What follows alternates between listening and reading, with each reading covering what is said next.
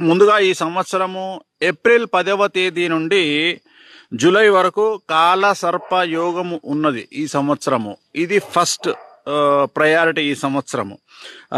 రెండవది నవంబర్ నుండి డిసెంబర్ 31 వరకు సింహరాశిలో కుజస్తంభన యోగం ఏర్పడతా ఉన్నది. ఇది రెండవది.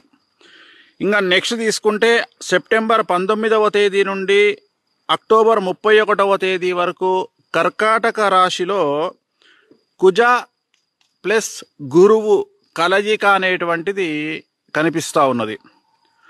సో అలాగే అన్నిటికంటే ముఖ్యము, ప్రతి సంవత్సరము మాత్రమే మారేటువంటి గురువు అతిచారములోకి వచ్చి 3 రాసుల మీద తన ప్రభావాన్ని చూపుతూ 3 రాసులలో ఉంటా ఉన్నాడు: మిథునం, కర్కాటకం, సింహం.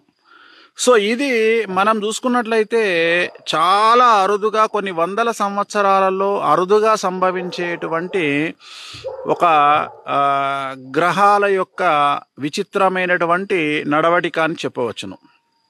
సో ఇప్పుడు నేను చెప్పినటువంటి అన్నీ కూడా ఈ సంవత్సరాన్ని ప్రభావితం చేయబోతా ఉన్నాయి.